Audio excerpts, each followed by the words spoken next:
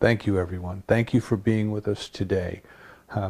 The title of today's talk comes from an experience I had many years ago growing up in New York City. So I've mentioned before, I grew up on a little island out in the bay by Kennedy Airport, and till the time I had to go to high school, I was pretty much isolated on that island. Didn't get off of it too much at all.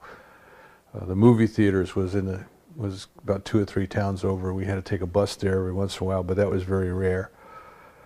But once I started to go to high school, I guess I was around 12, 13 when I started high school, I had to ride the subway into New York City, and it was about an hour ride from the subway station in town, which was a mile from my house.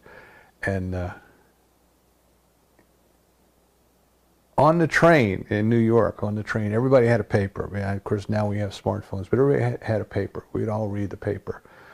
And New York had several papers at the time, several dailies. You know, you had the New York Daily News, you had the New York Post, you had the New York Times. I think the Herald Tribune might have still been publishing in those days.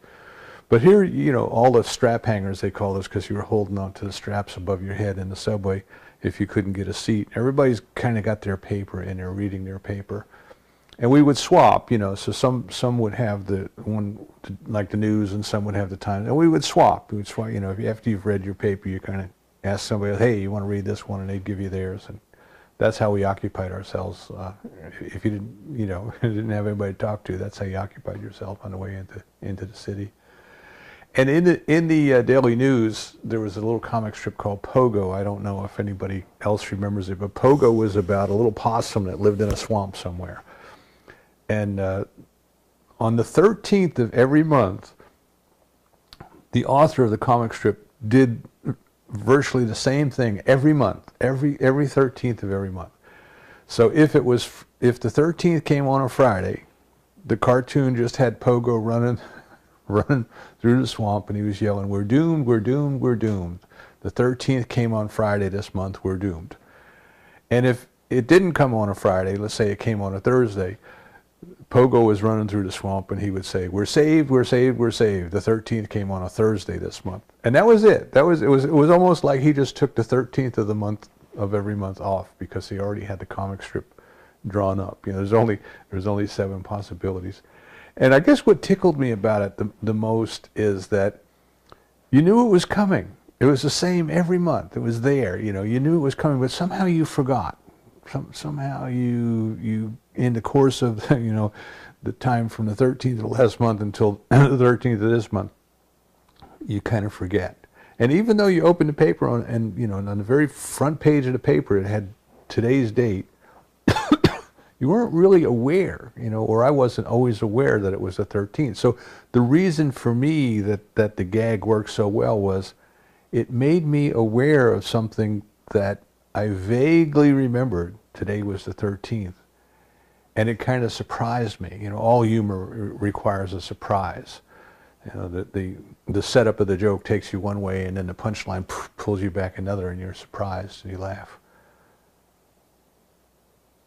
So the point of that is that there was a dim awareness in my consciousness. There was a dim awareness that it was the 13th. But when I got to reading Pogo, when I got to that part of the paper, the comics were usually towards the back. When I got to that part, boom, it kind of jolted me into the moment, jolted me into the now, jolted me into the 13th. Now the other thing in Pogo was there's a strip where different things come up, and at the very end of the comic strip, the last box in the comic strip, Pogo is saying, "We have met the enemy, and he is us. We have met the enemy, and he is us." And we love that. Later, when I went to work for the phone company in New York, you know, we kind of used that as a motto. Every time somebody did something where we just basically shot ourselves in the foot troubleshooting, made a trouble much harder than it needed to be, you know, made a problem much harder than it needed to be, trying to solve it, or we did something just absolutely silly when you look back on it. somebody would blurt out pogo, you know, we have met the enemy and he is us. We have met the enemy and he is us. So I want to kind of bring those two things together today into something that is very, very simple. Right? And I want to point out that our consciousness doesn't always value something if it is simple. Our ego likes for things to be hard. And if they're not hard, we'll make them hard. We will become our own enemy. We have met the enemy and it is us. In biblical terms, in Matthew it says that a person's foes are going to be of their own household. And it's not your family members. You know. It's our thoughts. It's our ego. It's our intellect. So we want to think a little bit about something that is very, very simple, but we may not appreciate it.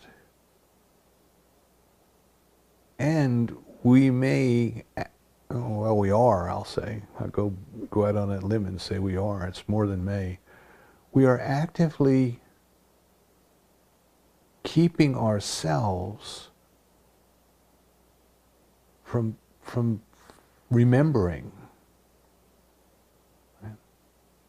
There's a dim awareness. There's a dim awareness of the presence and the activity of God. And that is the most important thing for us to discover in this life. This is the most important thing for us. That's what we're created for. And yet we busily and actively do things that prevent us from having that experience. Remember I told you about Pema Chodron in one of her books. She said, we as human beings are kind of unique creatures, or funny creatures at least. We say one thing and then we immediately go out and behave in an opposite manner. And the example she used was she was trying, she signed a contract to write a book about peace, and then she delayed getting started on the book about peace until it was so late that she had to get herself in a frenzy and wake up at 3 o'clock in the morning when the house was quiet and all those things so she could write. And here she was stressing herself out over writing a book about peace. We do that. We do that. We are not consciously aware of it, but yet we do that. So we want to talk about this idea then of what is the most important thing that we are seeking? What is the most important thing that we wish to have? You know, as I said a couple of weeks ago, do you want the experience of God as much as you would want a pond if your hair is on fire? It's this presence of God. It is experiencing the unity. It is experiencing the oneness. It is experience the bliss of the experience of God, the ineffableness. In some of the Eastern prayers, they start by saying, "Oh, ineffable one, oh, ineffable one." Words can't do it. Words can't describe it. God is not an intellectual exercise. God is not something that we can know through the mind. God is something that we experience through the soul. So if we start then with the premise that what we are truly seeking is this experience, this conscious experience, this alert experience, this aware experience of the presence of God, that this is what we truly wish, then we come like through an intellectual understanding to this idea of omnipresence. God is all the presence that there is. God is present as us. God is present around us. God is present through us. So where must we go to experience this presence? And it's not an outward journey, right? That's what all of the teachings are telling us. It's not an outward journey. It's not out there. It's not in the externals. But it is an inward journey. And since that presence is already here, it is a process of becoming aware, an awareness. an alertness, a mindfulness of the presence of the divine. Be still and know. It's that simple. Be still and know. We put that on a little index card. Be still and know. And what do we mean by be still and know? We mean alertness plus thoughtlessness. Together, the two together. One or the other won't do it. It has to be together. We have to be alert and thoughtless. And what happens when we are alert and thoughtless both at the same time? That which is already there, the presence, the activity, the love, the peace, the power, the joy, everything that we can think of in order to try to characterize that which is ineffable, that which is already there, becomes known to us. Again, the example of looking for a precious jewel that's in a shallow pond, and we've got our arm in the pond and we're moving our hand around in a frenzy, trying to feel the bottom, trying to see if we can get to that precious jewel, and the whole time what we're doing is we are getting in our own way. We're stirring up the water so we can't see clearly through because the ripples on the water reflect the sunlight and we can't see down. We're stirring up the mud so we can't see what's there, and what we need to do is we need to be still and know. Be still and know. And once we are still, once we are thoughtless, and once we know, once we are alert and aware, that which was always there, becomes obvious.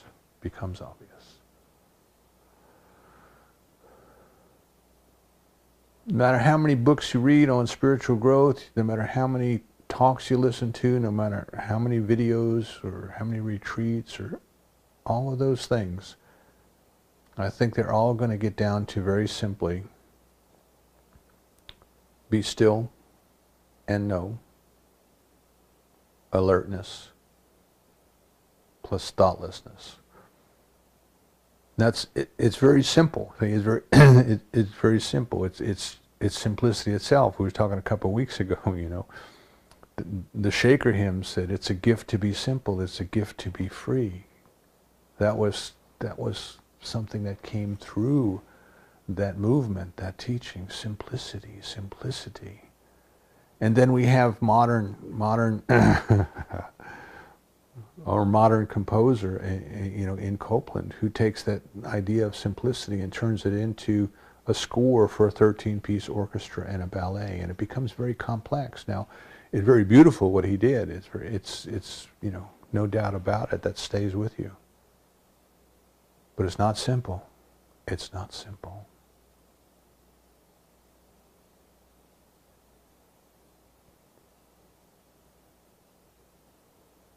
The reason that we have trouble with that, the reason that we get in our own way, this is what I mean by we have met the enemy and he is us, or a person's foes or of their own household, is that there's a part of us that wants to make things more difficult than they need to be. There's a part of us that feels a sense of accomplishment by doing something that we have deemed to be difficult. We will take things that are simple and we will make them difficult so that we can have that feeling of accomplishment. I've told you that one of the games trainers play when I was in training, we would take a child's game where you had the peg and you had the rings and you tossed the rings over the peg. And as people came in to sign up to go into the session, we would hand them a ring. And they would say, "What's that?" And you'd say, "Well, you'll get inside and you'll see what to do." And then they would go inside and there would be a peg, and they would figure it out. All we would tell them is the object is to get the ring over the peg. That's it. You'll see when you get in there. Just you're going to get the ring over the peg. And some people would go in and they would stand way far away and they would just fling this thing wildly across the room, you know. And other people would go up to where they perceived kind of a chance of getting it over it, but not make it too easy. And then they would toss it. And then other people would just walk up and drop the ring right over the peg, you know. And interesting, then the point of the exercise was you ask people, why did you choose to stand where you stand? People would say, well, if you just stood there and dropped it right over it, that would be cheating. Who said it was cheating? We just said get the ring over the peg. Some people stood far, far away because they wanted a challenge. Some people stood where a sense of fairness told them that it would be, you know, about right to stand. But these are decisions that were made in their heads or in their consciousness, let me put it that way. That was something they decided to do. So there's something in the human ego that needs or wants the sense of struggle. Let me back up just a little bit, make sure everybody understands what I'm talking about when I say intellect and ego, because not everybody's talking about something different. The intellect, to me, is that part of our consciousness that functions through logic and reason. It absorbs data and it analyzes data and it processes it through logic and reason, and it evaluates and it forms judgments and it forms opinions. It's a collection of ideas about the way things are and the way things ought to be. And it has a creation that we refer to as the ego, and that's the intellect's opinion about us, about who we are, about what we are, about the way things ought to be, the way things should be, the way we are. What is right? What is the sense of right? What is this sense of I amness? And that is the ego. Now the ego likes to analyze things and be right. And so crossword puzzles, mystery movies, all of those things, they have a great appeal to the ego. The quiz shows that we have on TV at night, Jeopardy and Wheel of Fortune, you know, we like to watch those because we like to be right. Now of course, you have to keep in mind that in entertainment, the puzzle has to be, you know, just hard enough that it keeps you interested, but just easy enough that you can figure it out, you know. There's nothing worse than reading a mystery and at the very last page the author throws in something that was never in the story before and they use that to solve the problem and boom, it's over. You feel robbed, or at least I do. I feel cheated, you know. I didn't have a chance to figure that out, you know. I want to have a fighting chance. I want to get in there and have a fighting chance. On the other hand, I had a friend who loved to read mysteries, and he always read the last chapter first. He wanted to know how the story ended before he started, because that way he could find all of the other clues that the author was putting into the story to point people towards the ending that he knew was coming and nobody else did. I thought that was cheating. You know, you got to figure it out. It's got to be hard. So our ego tries to make things difficult. You know, people will say, why do human beings go and climb Mount Everest? And the answer is, well, because it's there. Sir Edmund Hillary's answer, because it's there. No, it's not because it's there. You know, it's because it's hard. It's because it's hard. People want to do something that is hard. I'll give you an example, a modern day example I've used before of basketball. Now, when the game of basketball was invented, the average height of the player was 5 feet 2 inches. Basketball was invented by a Canadian minister, something that people to do indoors in a gymnasium. They didn't have to go outside and play in the ice. So the goals in hockey became nets in basketball, and you got the same number of players as you had in hockey. And the idea was, instead of a puck, you got the basketball and you move it down the court, and you got to get it into the net. And the height of the net, or the goal above the floor, was established at a time when people were 5 feet 2 inches tall. So over time, what do? We as human beings, what do? You know, it becomes a professional sport. People make lots of money. They want, you know, they want to win. They want to win because that's what competition's about. So you get tall people to play basketball. Now I don't know what the average height of a basketball player is now, but it's got to be between 6'6" and 7 feet. You know, that's a whole lot different than 5 feet 2 inches. It became very easy for players to get the ball through the hoop. So what happened was the game wasn't as difficult as it used to be, and then they had to come up with the three-point shot. Basically, if you shoot far away from the basket and you get it in, you get an extra point. Not just the 2 points that you normally get for getting it in, but you get an extra point, the three-point shot. My point is that in order for us to keep interest, in order for the viewers to keep interest in what was going on, there had to be a sense of difficulty. There had to be a sense of difficulty. So the first thing that I would like us to consider today is that this need for things to be difficult, this need for a sense of accomplishment, this need for a sense of struggle, that is all coming from ego, it gets in our way when it comes to our spiritual growth. Our spiritual growth is our alertness, our awareness, our conscious awareness of our experience of the presence of the divine. Right here, right now. Not far, far away, not long, long ago, not sometime in the future after we die. Right now. Here and now.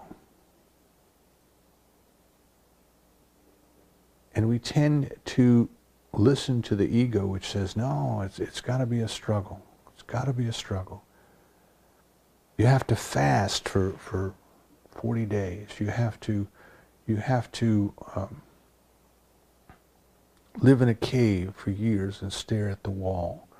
You have to go and join some type of a cloistered community where you get up at 5 o'clock in the morning and you go into communal prayers, and then you do chores throughout the day, you know, to serve one another. And learning to serve one another, you're learning to love God.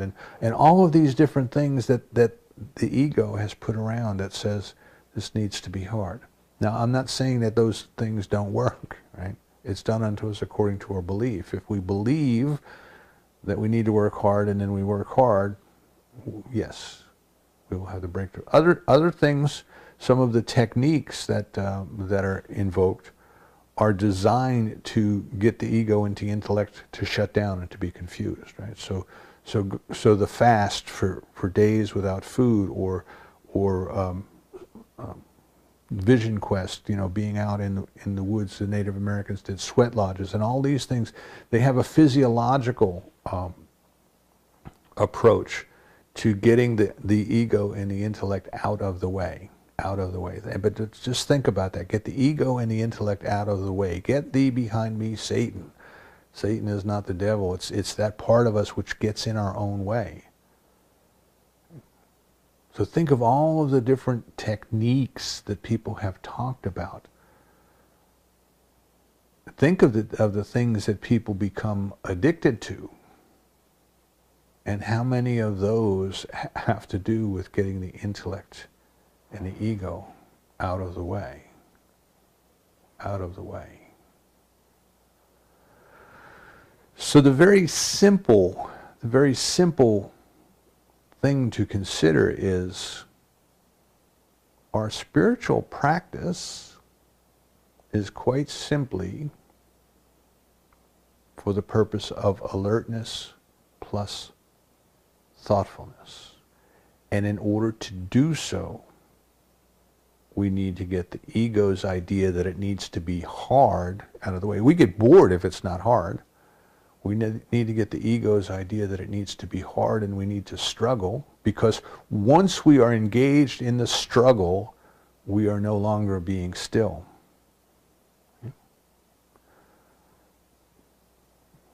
If you've attempted to sit and meditate, you know exactly what I'm talking about.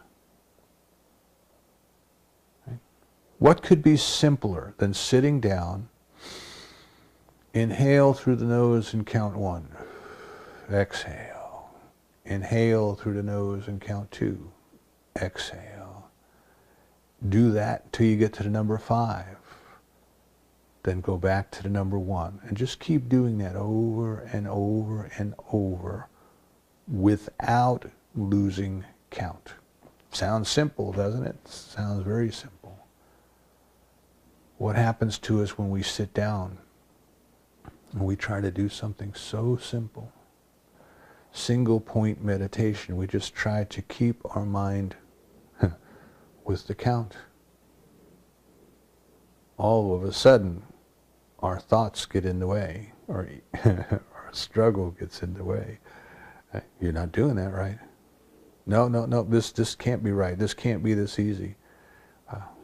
You need to completely stop all thoughts, and you haven't, because here I am, I'm talking in your head. And all of this nonsense goes on.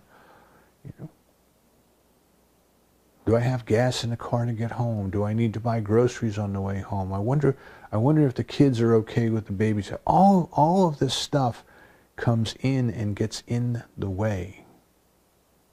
Gets in the way. We make it more difficult than it needs to be, and our ego puts up a struggle. Right? I often think, and this is kind of my view, I may have read it, it may be a composite of things that I've read from many different teachers. But I believe that the ego thinks if we change, we're going to die. And it doesn't want us to change. And when we sit down and meditate for the express purpose of change, the ego is going to put up a ruckus by distracting us. Oh, look over there. Oh, look over here. Oh, go do this. Oh, go do that. Be still and know. Be still and know. So this is why single point meditation is an important spiritual practice. An important spiritual practice. It makes us aware of how the activity of our consciousness is deliberately trying to distract us from our stated goal. Right? As Pima Chodron said, what is our stated goal? Sit down, count from 1 to 5 over and over and over again without losing count. That's the stated goal. And then all of a sudden, our ego, our intellect, makes it much more difficult than it needs to be. So the first thing we want to think of then when it comes to spiritual growth and it comes to alertness plus thoughtlessness, is to be mindful. This is mindful meditation. Just be mindful. Just be here now. Be totally present in whatever it is that you are doing at the moment.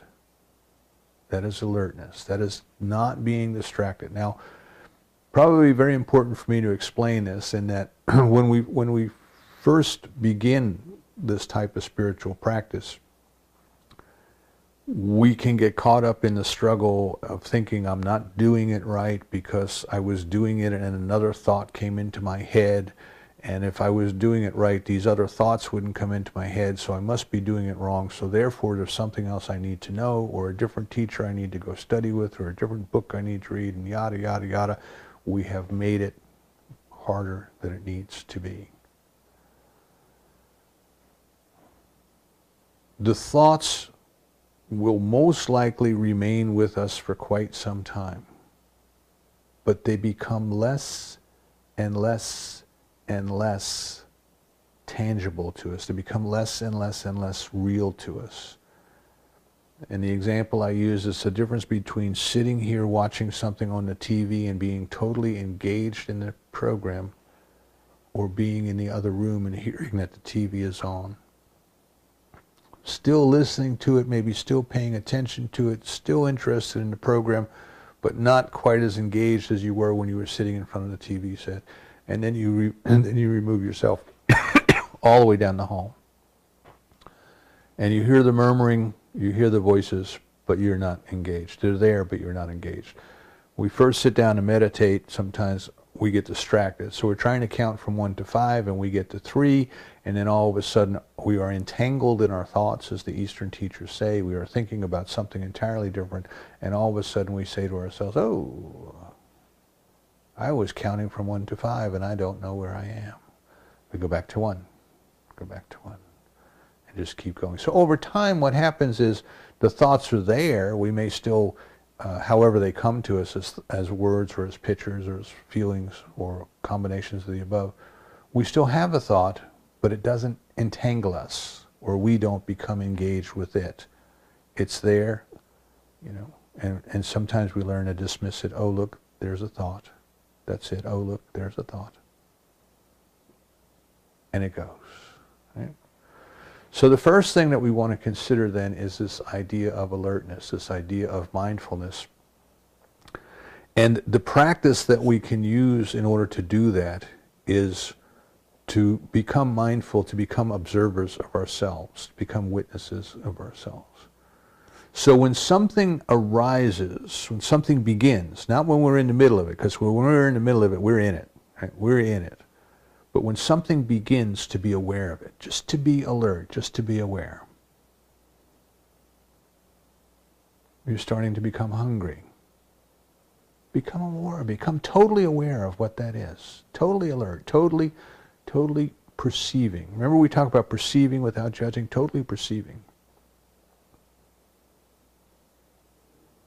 If you have to sneeze, become totally aware that a sneeze is beginning.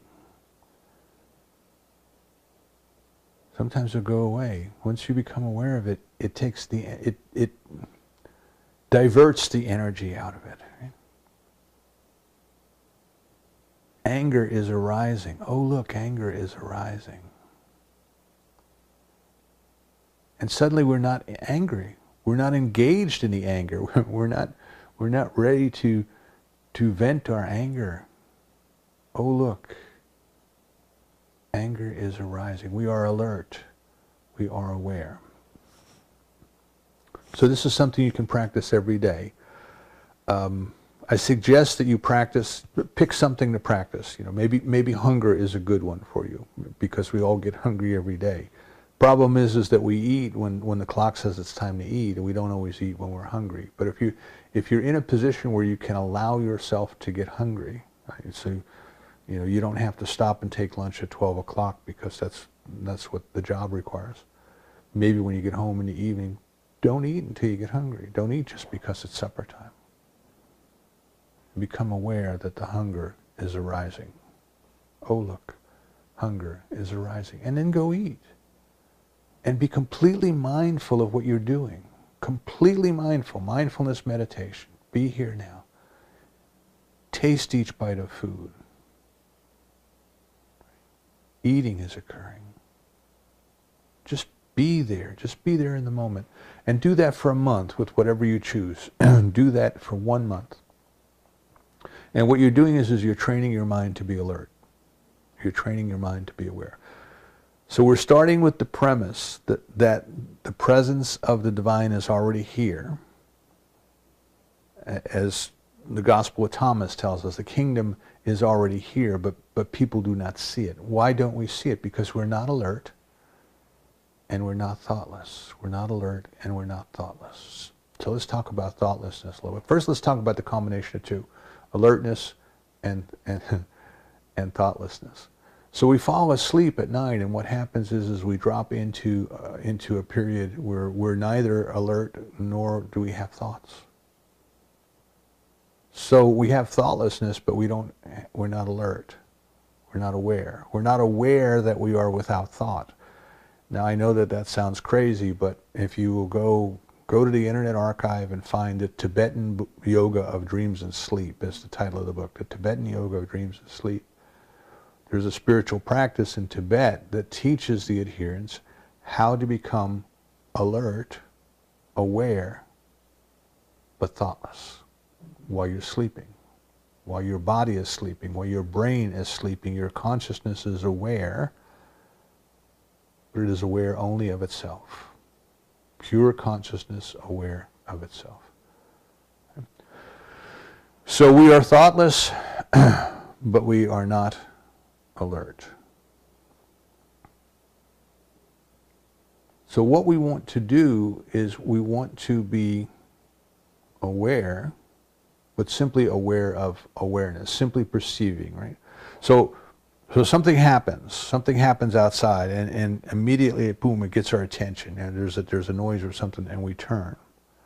And in that first instant that we look, maybe there's I'm looking out my window here, we have glass doors I'm looking at, maybe there's a cat just jumped off of the table on the patio, on the porch, and I heard it, and I thumped, boom, and now my mind has taken in, my senses have taken in the scene, and that's it.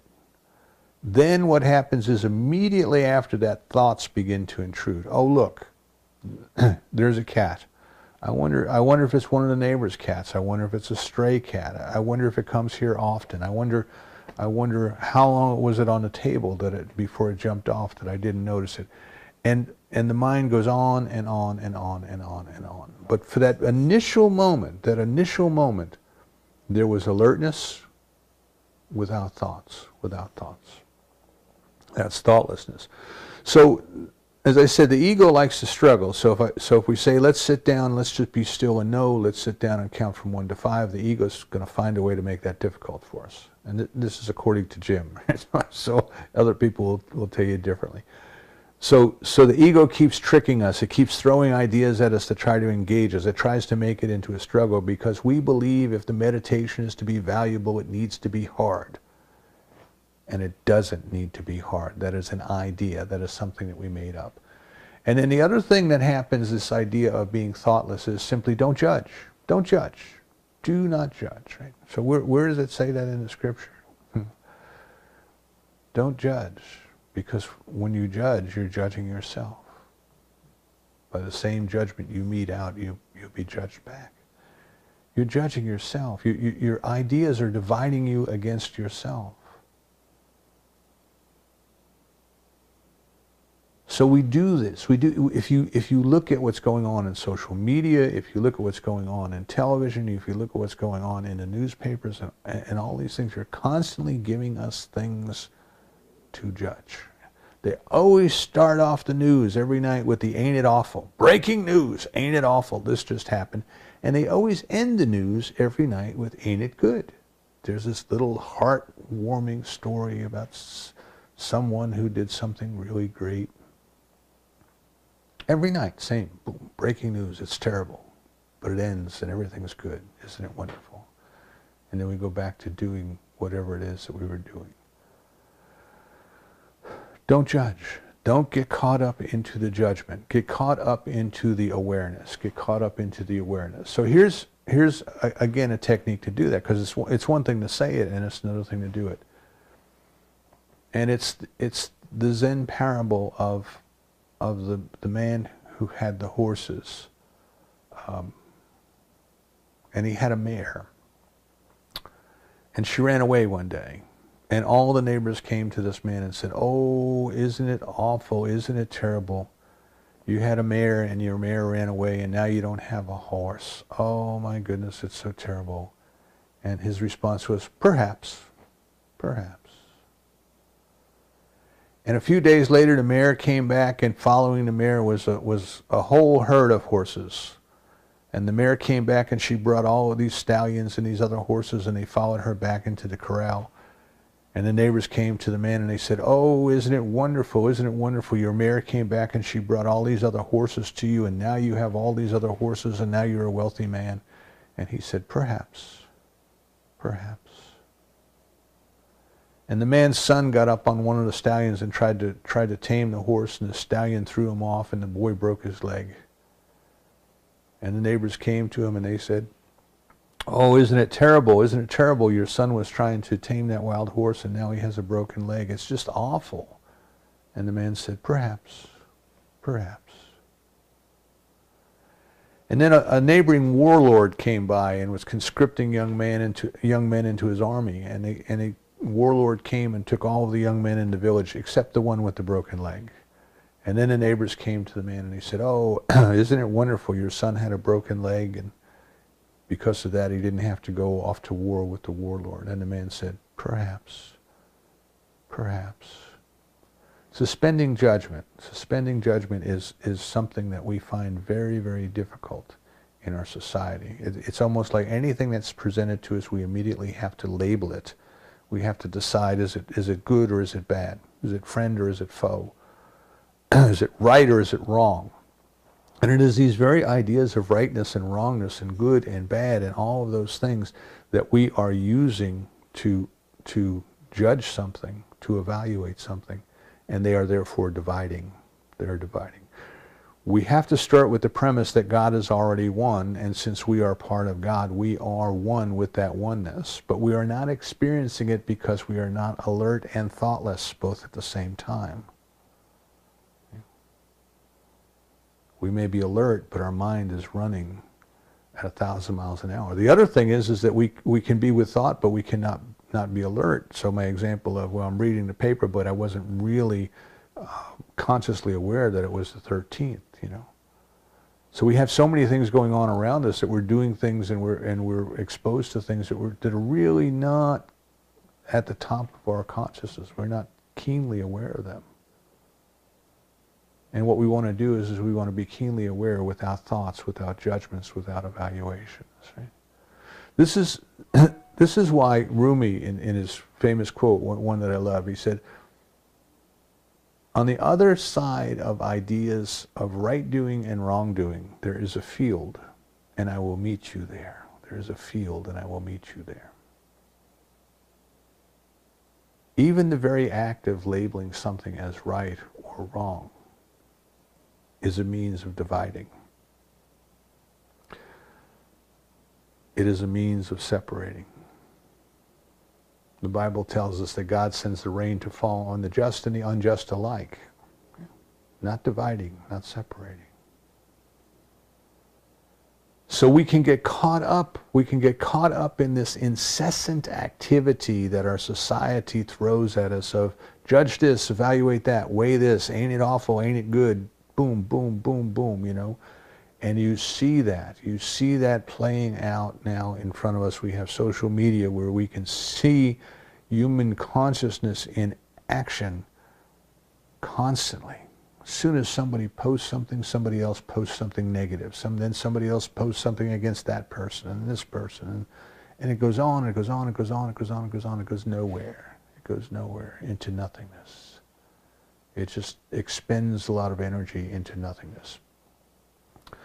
So the second technique, right? So the first technique that we talked about was to become fully aware of something, to practice mindfulness meditation, select something like hunger and food, and to just try to be mindful completely without losing sight of what we're doing. You know, so many times we sit and eat and we're doing something else. We're watching TV, we're looking at the computer, we're reading the paper, we're doing all sorts of things. Just eat, right? So what is Zen? Zen is eating when you're eating and sleeping when you're sleeping and walking when you're walking. Be here now. And the second thing is to suspend our judgment, to suspend our judgment.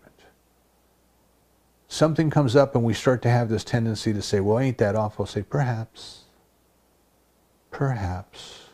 And just leave it there. Just leave it, perhaps. Because for everything that we look at that we say is bad, somebody else is going to look at it and say it's good. Right?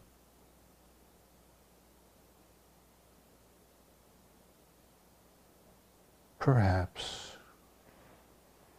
Perhaps. That's it. Perhaps.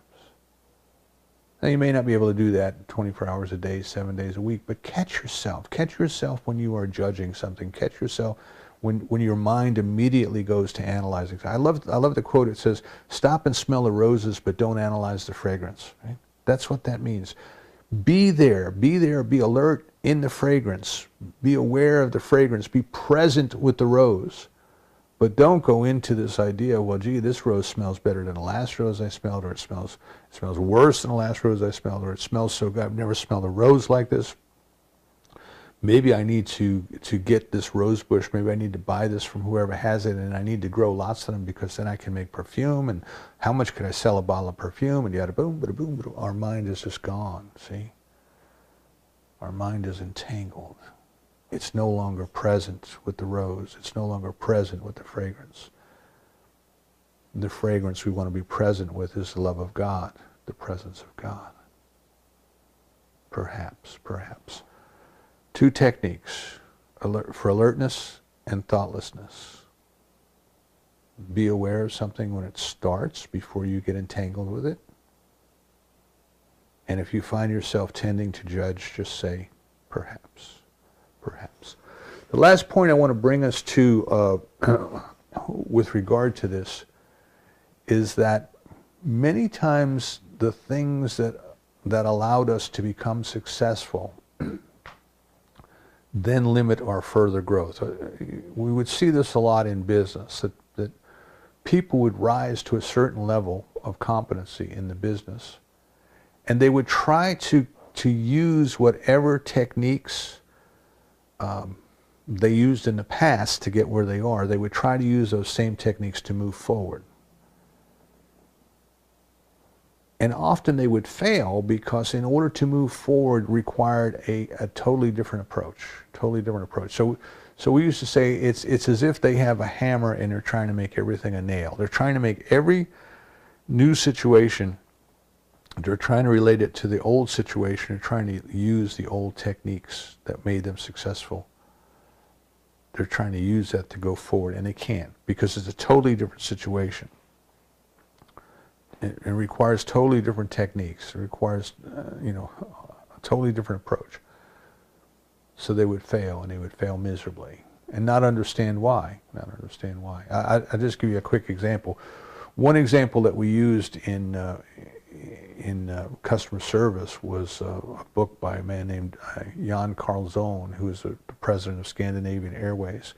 And it was an amazing customer service turnaround. They went from being the worst airline in the world to the best airline in the world in customer service under his leadership. And he wrote a book about it. It became very popular, and people all over the world read it and had workshops and seminars and everything else. And he left there and he went to another company and he tried the same approach and it failed miserably.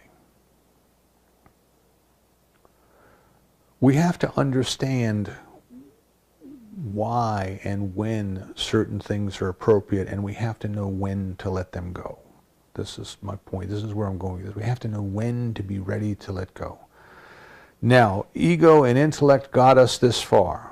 They got us this far in our spiritual evolution. We had to have a sense of who we were before we could learn who we were not. We had to have the intellect to analyze things so that we could survive. We had to know whether someone was a friend or a foe. We had to know whether a food was good or bad, poisonous to us. We had to know whether a situation was pleasurable or dangerous. All of those things were required, but that was part of the human evolution, as Thomas Troward tells us, right? So we had to go through that human experience before we could enter into the fifth kingdom, he calls it, the spiritual being, living at the spiritual level. So the ego and the intellect were not always a bad thing. Right? They serve their purpose. But now our further growth, our next step in the evolution of our spiritual consciousness requires a totally different approach. And we have to let go of the things that we are in love with, our ego and our intellect, and the way that things were, and the way things that ought to be, and the way that things should be, and our ability to look at other people and judge them and analyze and all those things. We have to let all that go.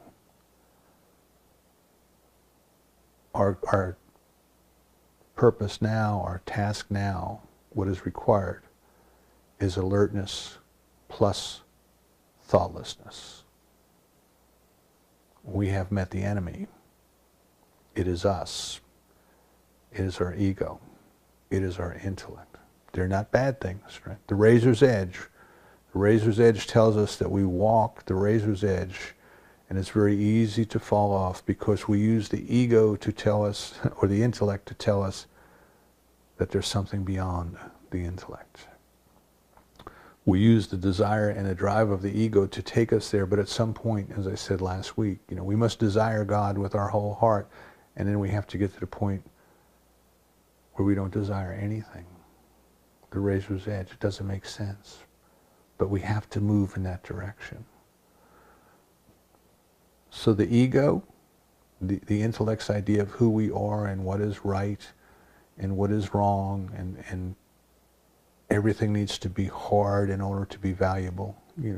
If gold was just laying on top of the ground, it wouldn't be worth very much. Diamonds as well. And the intellect thinks it needs to weigh and to analyze and to judge and to evaluate and to label everything and then put it off into a pigeonhole. And that's served us well up to this point. Up until now, it served us well. But from now on, alertness plus thoughtlessness. Get out of your own way. Alertness plus thoughtlessness. Divine love has created us out of itself and left us alone to make that discovery. And in that process of being alone to make that discovery, we had the intellect and the ego develop and get us this far. And all of that's good. But now to go further, we need to leave it behind. In Buddhism, we're given the example of the raft. You might think you have to cross a river, so you build a raft and you get across the river, and it would be silly to pick that raft up and strap it to your back and continue to walk inland and tell people, hey, look at this raft that I built. Isn't it a beauty? It has served its purpose. Let it go. It has served its purpose. Let it go. The idea of struggle, the idea of dividing and evaluating and separating, they have all served their purpose. Let them go. There is only one. There is only one. And we must experience it through alertness plus thoughtlessness. And so it is.